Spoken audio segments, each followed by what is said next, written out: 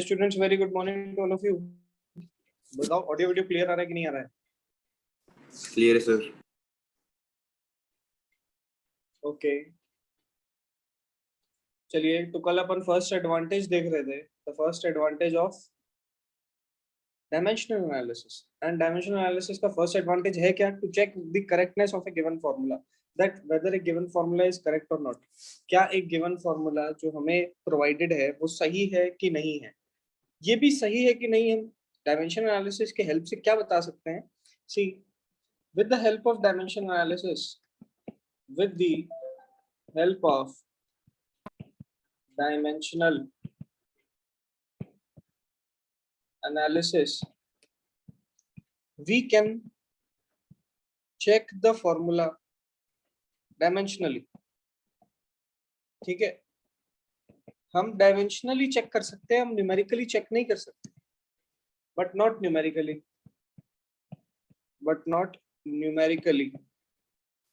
Now basically मेरे यहाँ पर कहने का मतलब क्या है, कल डाउट में पूछा था मोड ने अपन से इससे कि यहाँ पर सर अगर 2 की जगह 3 हो जाए, जैसे v square minus u square is equal to 2as लिखा है यहाँ पर, अगर v square minus u square is equal to 3as हो जाए, तो 3as हो गया तो हमारी पूरी इक्वेशन तो गलत हो गई। लेकिन अकॉर्डिंग टू दिस मेथड हमारे डायमेंशंस तब भी सेम आएंगे। तो यहाँ से एक चीज आपको ध्यान रखनी है कि भाई जो आपके डायमेंशनल एनालिसिस है, यहाँ से सिर्फ डायमेंशन चेक होती है। यहाँ से सिर्फ हम ये पता कर सकते हैं कि LHS RHS पे या जो चीजों को ऐड या सब्ट्रैक्ट कर रखा है क्या इनकी डायमेंशन सेम है कि नहीं है। ठीक है, हम यहाँ से एक्चुअल फॉर्मूला न्यूमेरिकली चेक नहीं कर सकते। अगर मुझे किसी फॉर्मूले को न्यूमेरिकली चेक करना है कि whether it that formula is numerically correct और नॉट, तो मुझे उसकी थ्योरी के पीछे जाना पड़ता है, मुझे उसके कॉन्सेप्ट के पीछे जाना पड़ता है। ठीक है, मुझे उसके कॉन्सेप्ट के पीछे बात करनी पड़ेगी, जो कि आप जब वो टॉपिक इंडिविजुअली पढ़ते हो तो वहां पर देखते हो। ठीक है, एट प्रेजेंट इतना याद रखना है कि अगर मेरे पास कोई इक्वेशन है और उसको अगर अपन ने डायमेंशन एनालिसिस के यूज से चेक करके बताया दैट इट इज करेक्ट और नॉट, तो वो सिर्फ डायमेंशनली करेक्ट होगा, न्यूमेरिकली नहीं होगा। न्यूमेरिकली नहीं है, that means this is a major drawback. ये क्या आ गया मेरे पास? एक मेजर ड्रॉबैक है इस थ्योरी का। ठीक है, this is a major drawback of this theory. चलिए एक और चीज देखते हैं, एक और एग्जांपल देखते हैं। Example is this. ठीक है, एक एग्जांपल है मेरे पास। For example t is equal to time is equal to c by m। ठीक है, this is the formula where t is time, capital M is mass, ठीक है, and c is a spring constant. c is a spring constant. ये क्या है? ये spring constant. चलिए, and this spring constant is, इसका डायमेंशन होता है mt-2। ठीक है, इसका डायमेंशन है mt-2। नाउ अपन को चेक करना है, अपन को चेक करना है कि क्या ये फॉर्मूला वैलिड है कि नहीं, क्या ये फॉर्मूला करेक्ट है कि नहीं। तो सबसे पहले उसके लिए हम क्या करेंगे? डायमेंशंस ऑन दी LHS निकालेंगे। तो मैं यहाँ लिखता हूँ dimensions on the LHS, left hand side. Left hand side में मुझे दिख रहा है t which is only time and time is denoted by capital T। ठीक है, time is denoted by capital T। Right hand side पे मुझे क्या दिख रहा है? dimensions on the RHS। on the RHS we can see that the equation is under root c by m। c की value हमें क्वेश्चन में दे रखी है which is mt-2 divided by m which is capital M। ये लो capital M से capital M cancel हो गया, answer आ गया अंडर रूट t-2। और जब ये बाहर जाएगा तो बनेगा t की पावर -1। नाउ सी, LHS पे है t की पावर +1, RHS पे है t की पावर -1। क्या ये डायमेंशनली करेक्ट हुए कि नहीं हुए?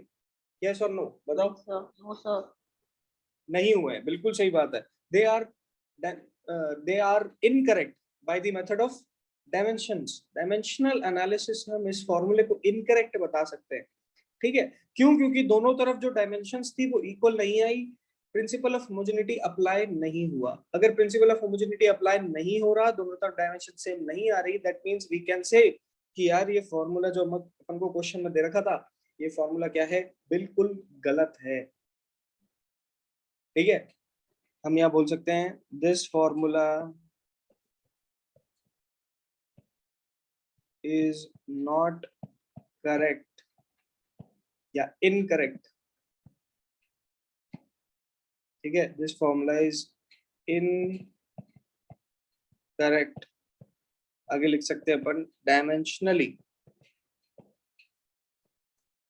बताओ सबको क्लियर हुआ कि नहीं हुआ? ये प्रिंसिपल ऑफ होमोजेनिटी है बेटा, दो चीजें, अगर left hand side right hand side की डायमेंशन के बराबर हो, और सेकंड स्टेटमेंट है अगर दो तीन क्वांटिटीज को ऐड कर रखा है तो सभी के डायमेंशन इक्वल होने चाहिए, तभी हम ऐड कर पाएंगे।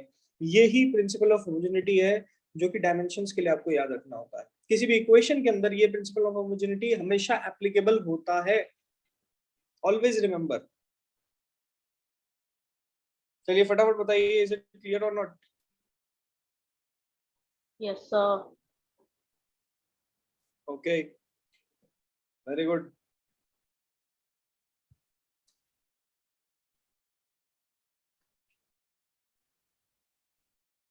Yes, everyone. Fast.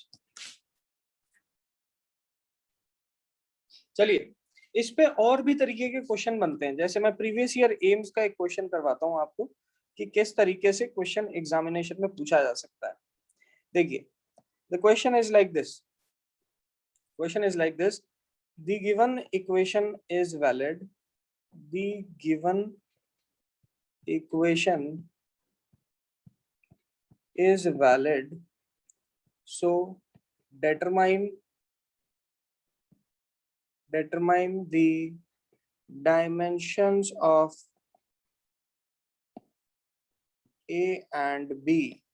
हमें बोल रहा है कि जो नीचे दी गई इक्वेशन है वो वैलिड है, जैसे कि V is equal to capital A T plus capital B T square, where A and B are constants, dimensional constants। हमने बात की है पिछली क्लास में कि कुछ कांस्टेंट डायमेंशनल होते हैं। ठीक है, T is time and V is velocity। ये अपन को क्वेश्चन प्रोवाइडेड है। हमसे क्वेश्चन क्या कह रहा है कि भाई V वेलोसिटी है, T टाइम है, A and B कांस्टेंट्स हैं। आप बताइए कि यहाँ पर डायमेंशनल एनालिसिस के हेल्प से A और B के क्या डायमेंशंस निकल के आते हैं। ठीक है, तो सबसे पहले देखो LHS पे क्या दिख रहा है। On the LHS we can see that this is velocity and इसको अपन लिख सकते हैं LT-1।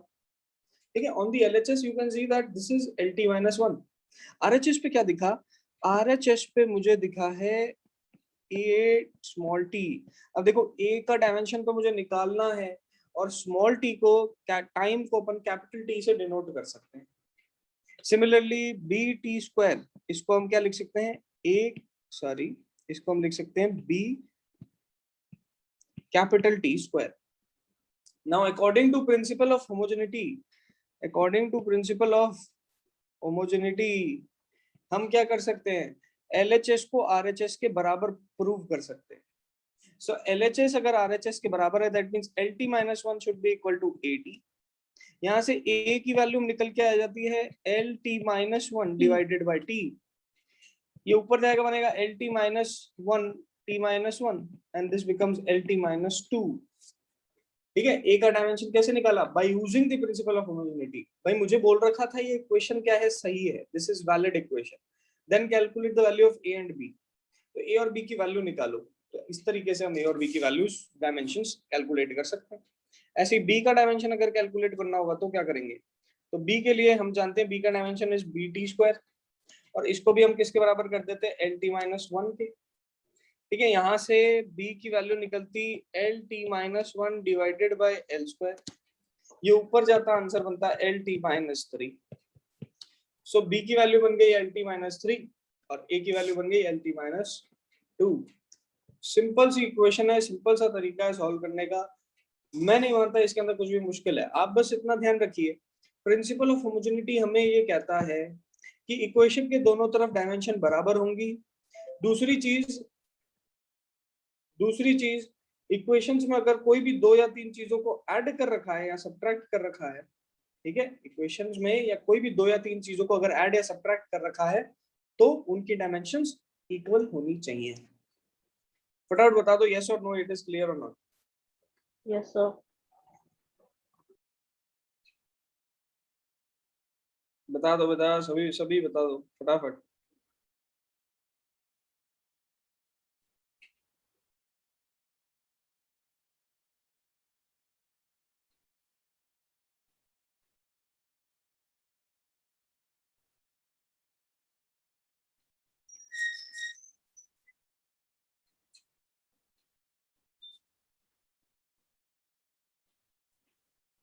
चलो, so this was the question based upon principal of homogeneity. एक क्वेश्चन मैं आपको देता हूँ, ठीक है, देखते हैं कौन आंसर बता सकता है उसका। Let us do one question, इसी टाइप का क्वेश्चन। एक क्वेश्चन कह रहा है the given equation is valid, the given equation is valid, then find the dimensions of A and B। तब हम A और B की डायमेंशंस कैलकुलेट करना चाहते हैं। Equation is this, acceleration is equal to A under root of small m plus 1/bx²। ठीक है, ये हमें डायमेंशन दे रखा है, sorry this is b/x², this is b/x², b/x²। This is the equation where a is acceleration, small m is mass, and x is distance। ठीक है, अब अगर a की बात की जाए तो डायमेंशन क्या होगी, LT-2। मास तो कैपिटल M है ही और डिस्टेंस कैपिटल L है ही। अब मुझे A और B का डायमेंशन निकालना है, कौन बता सकता है मुझे आंसर फटाफट? Who can tell me? बहुत ही आसान क्वेश्चन है बेटा।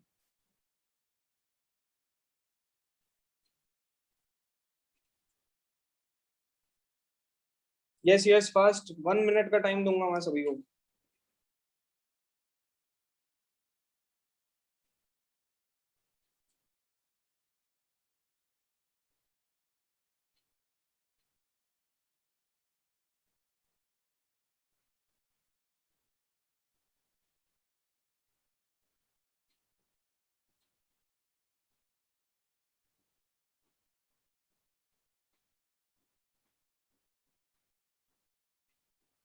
यस एवरीवन,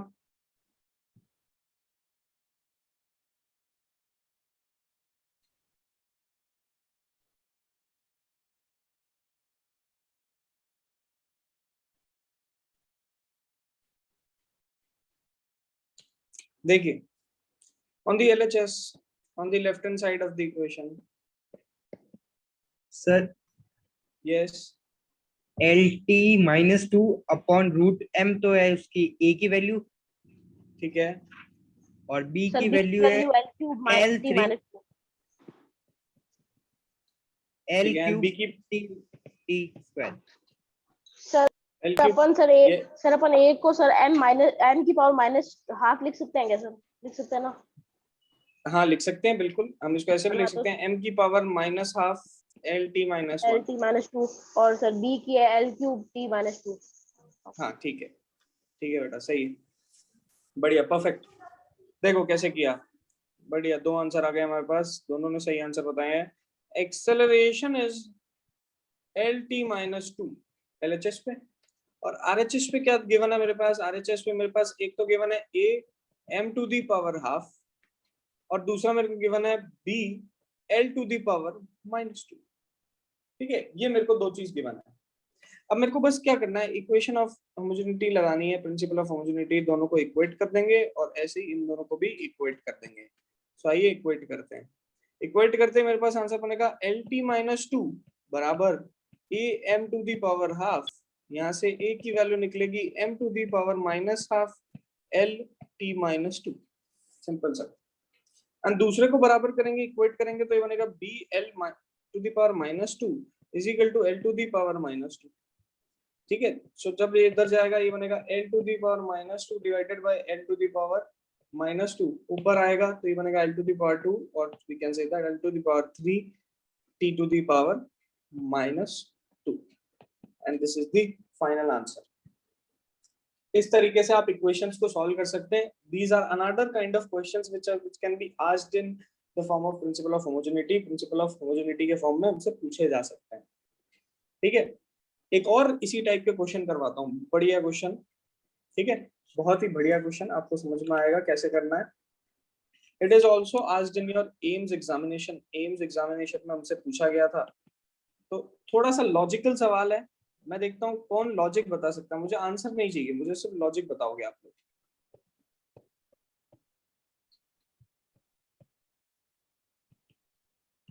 ये इक्वेशन प्रोवाइडेड है, दिस इज वन इक्वेशन।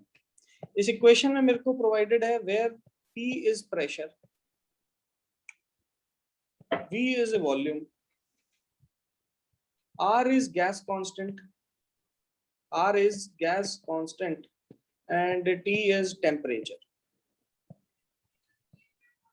ठीक है, ये मेरे को कुछ चीजें प्रोवाइडेड है, that P is pressure, V is volume, R is gas constant and T is temperature। ये सारी चीजें मुझे प्रोवाइडेड है। नाउ हमसे पूछा जा रहा है what is the dimension of A। What is the dimension of A? What is the dimension of A?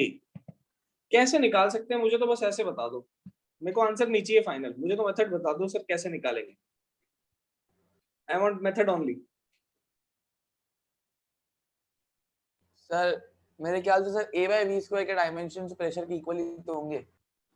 A by V square के डायमेंशन प्रेशर के इक्वल होंगे, बिल्कुल सही बात है, परफेक्ट, यही चाहिए था। ठीक है, इसके दो मेथड बनते हैं। एक तो बनता है लार्ज मेथड, आप क्या करो सबकी डायमेंशन पुट करो, प्रेशर सबकी इक्वेट करो दोनों तरफ, व्हिच इज नॉट फीजिबल, इतना टाइम नहीं होता एग्जामिनेशन में हमारे पास। अब ये देखिए मैंने प्रेशर को A by V स्क्वायर से सब्ट्रैक्ट कर रखा है। ठीक है, वी कैन से हम P minus A by V square को देख के ये कह सकते हैं बोथ क्वांटिटीज must have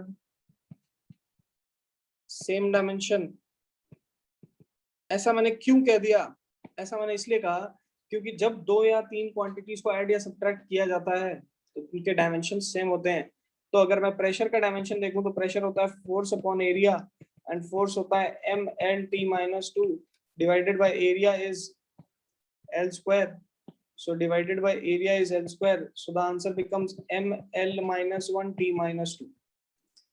ठीक है, and what is volume is L cube। ठीक है, अब यहां से अपन निकालते हैं, तो we know that the dimension of pressure should be equal to A by V square। ठीक है, किसकी बात हो रही है? डायमेंशंस की बात हो रही है, फॉर्मूला नहीं, डायमेंशंस। ठीक है, यहाँ से सॉल्व करेंगे तो ये बनेगा mL-1T-2 is equal to A divided by L की पावर 6, स्क्वायर करेंगे V स्क्वायर को ऐड स्क्वायर करेंगे वॉल्यूम पर, तो L टू दी पावर 6 बन जाएगा। यहाँ से क्रॉस मल्टीप्लिकेशन से इसको इधर भेजा, this becomes A M L to the power 5 T to the power -2, and this question has been asked in your AIIMS examination. AIIMS पहले जब होता था तो उसके अंदर हमसे ये क्वेश्चन पूछा गया था। आपको इसमें क्या याद रखना है, that according to principle of homogeneity दो क्वांटिटीज को अगर ऐड या सब्ट्रैक्ट कर रखा है तो हम वहां पर दोनों की डायमेंशंस को सेम मान लेंगे। सेम मानते ही हमारा आंसर तुरंत आता है mL to the power 5 T to the power -2। फटाफट बताओ सबको ये चीज क्लियर है कि नहीं? Excuse me sir. Yes sir अगर अपन A by V स्क्वायर के डायमेंशन प्रेशर के इक्वल नहीं करते तो कोई सेकंड मेथड थोड़ा ना है सर, सही की तो मेथड है ये। क्या चीज? Sir upon A by V square के जो डायमेंशंस है अगर उसको प्रेशर के इक्वल नहीं करते तो कोई सेकंड मेथड थोड़ा ना है इस क्वेश्चन को सॉल्व करने का है। सर मतलब सबके इसको एक और मेथड है। Temperature is a fundamental quantity denoted by theta, R is a physical constant, V is L cube। मैं यहाँ पर ऐसे मान लेता कि A by V स्क्वायर को A by V स्क्वायर ही रहने देता, v का डायमेंशन पुट करता, rt का डायमेंशन पुट करता, तब भी मुझे a भी निकल आ जाता, सेम वैल्यू निकल के आती। ओके सर, हाँ सर, मतलब सबको रखकर प्रेशर का निकालना। हाँ, सबको रखते हुए अगर मैं सारी वैल्यूज को लेके चलता तो एक ही वैल्यू निकल आती, बट दैट इज ऐसा बोल सकते हैं अपन, बहुत लंबा मेथड है, उसको करने का कोई यूज नहीं है जब हमें डायरेक्ट समझ में आता। Okay sir, thank you sir. Okay, yes, any other doubt? Excuse me sir. हाँ जी, good morning sir. Good morning. Sir जो हमने नीचे LHS is equals to RHS किया है, ये जैसे P is equals to A upon V square, हाँ, से स्क्वायर A upon क्यों V किया square। हमने इधर, और सिर्फ राइट हैंड साइड ही क्यों किया है कहाँ पे राइट हैंड साइड में स्क्वायर किया सर? बेटा? सब V स्क्वायर क्यों लिखा है हमने?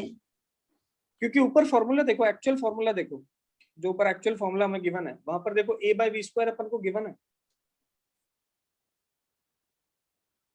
है कि नहीं? p minus Yes, a by sir. V square Okay, into sir. v is equal to rt, तो इसीलिए तो स्क्वायर किया, सर ठीक है? यस सर यहाँ पे सर Okay, टेम्परेचर sir. की यूनिट सर केल्विन नहीं है क्या सर? बेटा, यूनिट केल्विन होती है, डायमेंशन थीटा से डिनोट करते हैं या k से डिनोट करते हैं। कुछ बुक्स के अंदर आप जैसे बुक्स पढ़ोगे DC पांडे, ठीक है, हाँ। अगर कुछ HC वर्मा तो वो थीटा ले लेते हैं, लेकिन अगर आप कुछ अलग बुक्स लेते हो जैसे एनसीईआरटी तो जियारवाटला सर के से वगैरह, डिनोट करती है सर, ठीक है, एनसीईआरटी तो के से डिनोट करती है। और एनसीईआरटी ले लिया तो उसमें के दे रखा है, तो दैट डिपेंड्स आपका कौन सी बुक रेफर कर रहे हो। दोनों से डायमेंशन मेजर की जाती है, बट टेम्परेचर का यूनिट केल्विन ही होता है। यूनिट की बात करें तो इट इज केल्विन, बट हम यहाँ पर किसकी बात कर रहे हैं बेटा? डायमेंशंस की बात कर रहे हैं। क्लियर है? Yes sir. ओके, चलिए, सो ये बात हुई प्रिंसिपल ऑफ होमोजेनिटी पे बेस्ड कुछ क्वेश्चंस की, जो कि हमें एग्जामिनेशन में पूछे जा सकते हैं। बेटा, इससे मुश्किल क्वेश्चन इसके अंदर तो कुछ नहीं आता। अब अगर ये तो बहुत ही आसान क्वेश्चन है, आपको बस एक सिंपल दो स्टेटमेंट जो है उसको दिमाग में फिक्स करते हुए चलना है। जैसे जैसे वो दो स्टेटमेंट अगर आपको क्लियर है तो आप कोई भी क्वेश्चन लगा सकते हो। आपको बस दो चीजें याद रखो, LHS equal to RHS, and अगर टू और more than two quantities add या सब्ट्रैक्ट कर रखी हो तो their dimensions must be same, so the dimensions must be same। बस इतना याद रखना है, और कुछ याद रखने की जरूरत नहीं। चलिए, moving on to the second advantage। कौन सा second advantage? Second advantage of dimension analysis, and that second advantage is to derive a given formula। ठीक है, to derive a formula, एक फॉर्मूले को derive करना। नाउ ये जो मेथड है बेटा बहुत इंपॉर्टेंट है, मैं आपको पहले ही बता रहा हूँ। आपको जो मेथड अभी मैं करवाने जा रहा हूँ उसको बाय हार्ट पढ़ लेना, मैं बता रहा हूँ बाय हार्ट पढ़ लेना, याद कर लेना उसको, ठीक है? एक फॉर्मूले को डिराइव करना, ये हम डायमेंशनल एनालिसिस के हेल्प से निकालते हैं। अब कैसे डिराइव करते हैं, तो उसके लिए आज हम एक ही क्वेश्चन करेंगे, ठीक है, ज्यादा नहीं करेंगे, लेकिन वो एक क्वेश्चन क्या रहेगा, let us see. The question is calculate the formula for time period। Calculate the formula for time period of oscillation of a simple pendulum of length L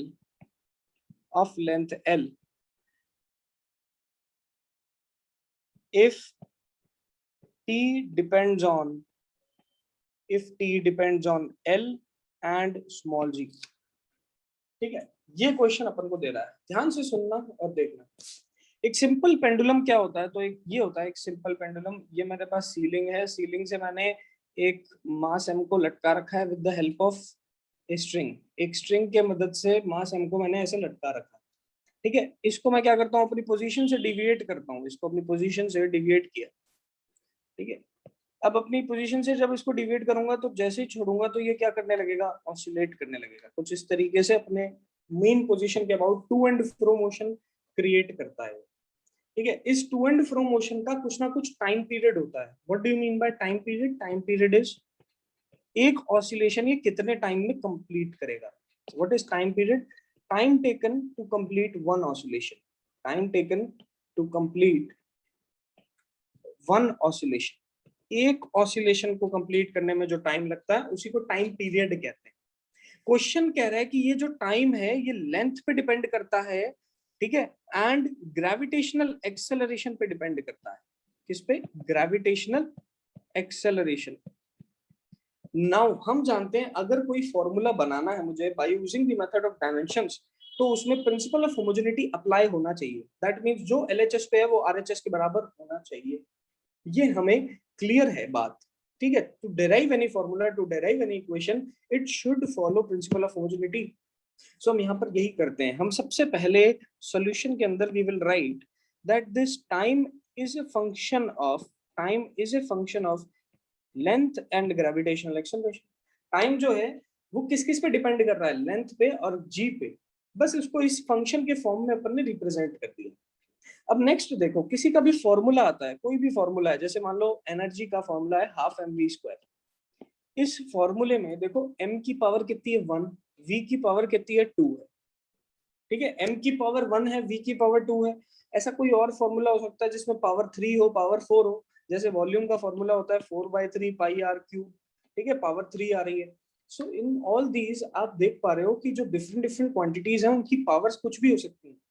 सो यहाँ पर भी मैं ऐसा मान लेता हूँ कि इनकी पावर्स कुछ भी हो सकती हैं, तो मैं L की पावर को A मान लेता हूँ और G की पावर को B मान लेता हूँ, ठीक है। क्योंकि मुझे नहीं पता कि फॉर्मूले में L की पावर क्या रहेगी, G की पावर क्या रहेगी, I don't know. Next line में मैं इस प्रोपोर्शनैलिटी के साइन को हटाता हूँ। जैसे ही हटाऊंगा तो एक कांस्टेंट लगाऊंगा K, ठीक है, और मेरे पास इक्वेशन बन गई K L⁴ G⁴ B। Now solving it. अब लगाएंगे अपन principle of homogeneity. Principle of homogeneity apply करो। LHS और RHS पे डायमेंशंस को बराबर करो। देखो ध्यान से, LHS पे क्या दिख रहा है? Time which is capital T only. RHS पे क्या दिख रहा है? सबसे पहले तो K को ऐसे ही रहने दो। फिर दिख रहा है L की पावर क्या कर दो? A। फिर दिख रहा है G एक्सेलरेशन, जो कि क्या हो जाएगा? LT-2 पावर क्या कर दो? B, ठीक है। दोनों को क्या करो? इक्वेट करो। दोनों को क्या करेंगे? इक्वेट। सो देखो लेफ्ट हैंड साइड पे T ही रह गया, राइट हैंड साइड पे बन गया K L⁴ A और L⁴ यहां से एक आ जाएगी B, एंड दूसरी तरफ मेरे पास डायरेक्टली बन रहा है T⁻⁻2B। नाउ यू कैन सी कि मैंने कुछ नहीं किया है। सबसे पहले क्वेश्चन को पढ़ा, देखो क्वेश्चन को पढ़ा, सबसे पहले डिपेंडेंसी बताई कि टाइम जो है वो लेंथ पे और जी पे डिपेंड करता है। दूसरे स्टेप में मैंने लेंथ की पावर A मान ली, जी की पावर B मान ली। मेथड समझो बेटा, मेथड समझो। तीसरे स्टेप में मैंने प्रोपोर्शनैलिटी हटाया, कांस्टेंट लगा दिया। चौथे स्टेप में कुछ नहीं कर रहा हूँ, डायमेंशंस को पुट कर रहा हूँ, सबकी पावर्स A और B ध्यान रखते हुए। नेक्स्ट स्टेप में चलते हैं। देखो नेक्स्ट स्टेप में LHS पे क्या है? सिर्फ T दिख रहा है। दैट मींस M की पावर 0 होगी और L की पावर भी 0 होगी। RHS में देखो क्या दिख रहा है? K L⁴ A+B T⁻⁻2B। Compare करो दोनों तरफ, T⁴ तो -2B is equal to 1। B की वैल्यू कितनी आ जाती है? -1/2। सिमिलरली L की पावर कंपेयर करो, L की पावर A+B, इधर L की पावर 0। सो यहाँ पर आ गया A+B बराबर 0। So A is equal to -B, और we can say that A is equal to +1/2। So now we have calculated the values of A and B। ध्यान से देखना, A और B की वैल्यूज निकालने के बाद हम इन दोनों वैल्यूज को उठा के ऊपर वाली इक्वेशन में पुट कर देंगे, यहाँ वाली इक्वेशन में पुट कर देंगे। जैसे ही इसको उठा के ऊपर वाली इक्वेशन में पुट करता हूँ, the equation becomes T is equal to K L⁴ G⁻⁻²। Minus का मतलब होता है रेसिप्रोकल, तो this becomes K L⁴ divided by G⁴।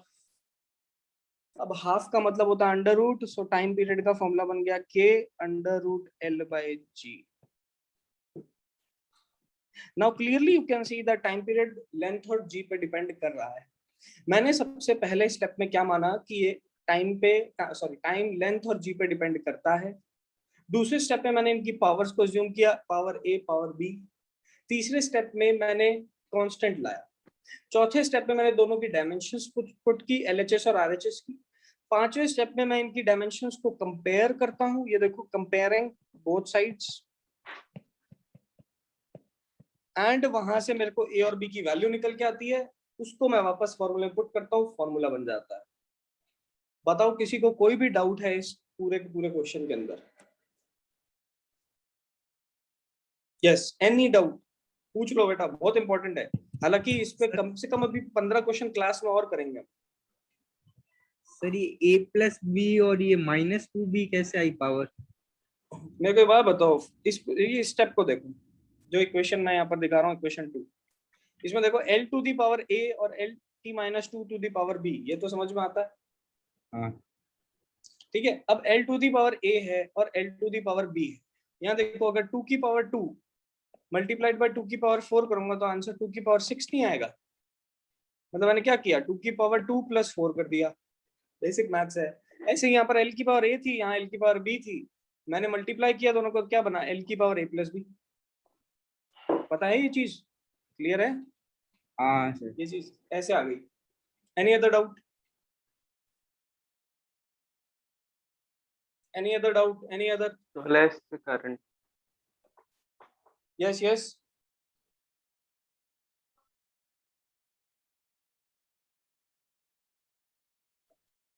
बताओ बेटा, सबको क्लियर है तो एक बार हैंड रेज करो। ये चीज अगर क्लियर हुआ है तो रेज हैंड्स।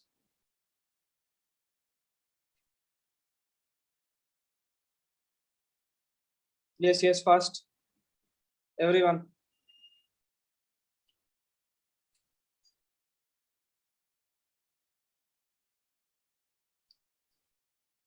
थोड़ी सी नई चीज है बेटा, it is a new thing, बिल्कुल नया टॉपिक है, लेकिन आपको समझना है हम कैसे करेंगे।